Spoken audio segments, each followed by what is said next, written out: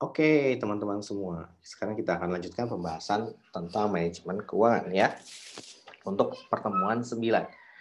Ya, kita akan membahas mengenai cash flow ya. Nah, cash flow di sini tadi sudah kita bahas tentang sunk cost. Di sini saya akan bahas tentang apa yang dimaksud dengan opportunity cost. Nah, kalau sunk cost itu kita keluarin dari perhitungan NPV, tapi kalau opportunity cost ini justru kita masukkan ya. Nah, kalau sunk cost itu berkaitan dengan initial outlay, kalau opportunity cost, nah seperti apa? Nah, kita lihat ini biasanya berkaitan dengan free cash flow-nya, gitu ya, seperti itu.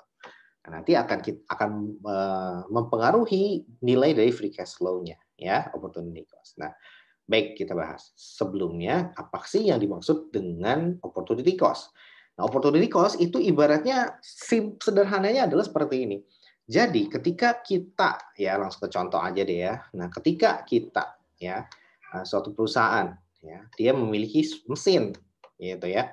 Kemudian ada pilihan ya, mesin atas kepemilikan mesin tersebut bisa kita sewain sehingga bisa atas penghasilan sewa kita mendapatkan uang sebesar 3 juta dolar per tahun ya, atau kita tidak disewakan mesinnya tetapi kita gunakan ya. Kalau ini disewakan maka ini masuknya ke PSAK 13. PSAK 13 yaitu apa? Tentang properti investasi ya. Nah, tapi kalau itu kita sewain ya, tapi kalau kita gunakan dalam proses bisnis maka itu masuknya ke PSAK 16 ya, atau tentang aset tetap seperti itu. Nah, karakteristiknya berbeda gitu. Kalau kita gunakan sebagai untuk aset tetap yang kita gunakan dalam kegiatan bisnis utama kita, maka diproyeksikan karena aset tetap itu definisinya adalah semua yang bisa menghasilkan future economic benefit, gitu ya. Nah, future economic benefit dalam bentuk apa ya? Dalam bentuk duit, gitu ya. Dalam bentuk duit, yaitu berupa apa? Berupa sales ya, sales revenue yang meningkat dengan adanya penggunaan si mesin tersebut. Nah, dari situ kita bisa memahami bahwa ternyata dengan adanya penggunaan mesin tersebut dalam bisnis perusahaan ya akan meningkatkan sales ya, sehingga salesnya menjadi 20 juta ya selama 2 tahun ya. Jadi selama 2 tahun kita akan mendapatkan peningkatan sales ya. Nah, cost untuk mendapatkan mesin tersebut adalah 30 juta juga ya. Nah, jadi kalau kita hitung 20 juta untuk 2 tahun, berarti per tahunnya 20 juta nih. Berarti dalam waktu 2 tahun kita akan mendapatkan berapa? 20 kali 2 ya 40 juta. Nah, cost yang dikeluarkan adalah 30 juta. Berarti kita dapat untung tuh. Untung sebesar 10 juta. Nah, harapannya kan seperti itu ya. Nah, seperti itu. Nah, kemudian cost of capital-nya adalah 10% atau required rate of return-nya ya. Nah, seperti itu. Nah, sekarang apa yang dimaksud opportunity cost? Opportunity cost itu adalah kalau kita mau mengeksekusi project yang kedua, artinya kita memilih project 2, ya. Yaitu apa? Menggunakan mesin tersebut dalam proses untuk kita pakai dalam proses bisnis perusahaan. Sehingga apa? Kita pakai sendiri, gitu ya. Dengan dipakai sendiri, then akan meningkatkan sales revenue.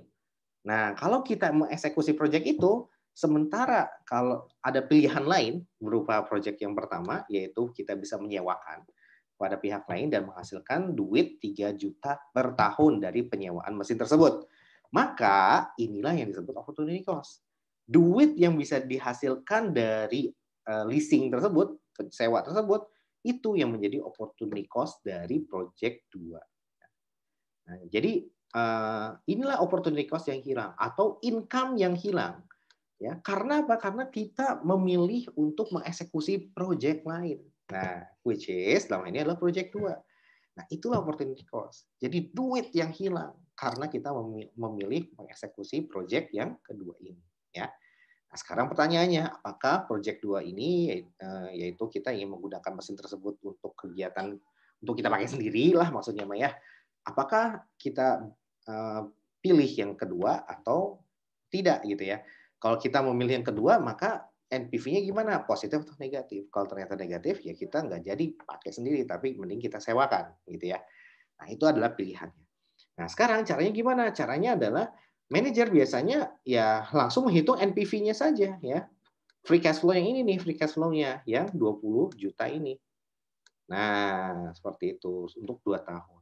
Nah, kayak gitu ya. Jadi kita mungkin bisa lihat di sini bahwa 20 juta tahun pertama, tahun kedua ya, ini adalah cash flow-nya dikurang dengan berapa? Dikurang dengan initial outlay di tahun pertama yaitu 30 juta. Ya, nah ini.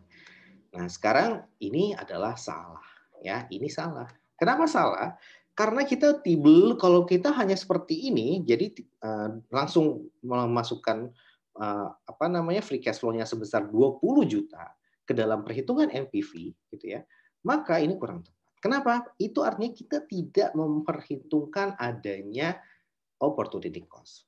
Berapa opportunity cost-nya? Sebesar penghasilan yang hilang. Berapa itu?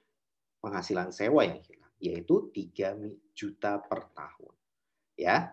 Nah, karena ini 3 juta per tahun, maka artinya apa? Artinya kita prediksi dengan menggunakan mesin tersebut akan menghasilkan duit 20 juta. Nah, kita kurangi dulu 20 juta ini dengan opportunity cost sebesar 3 juta. Ya, hasilnya adalah berapa? Hasilnya adalah yang ini 17 juta ya.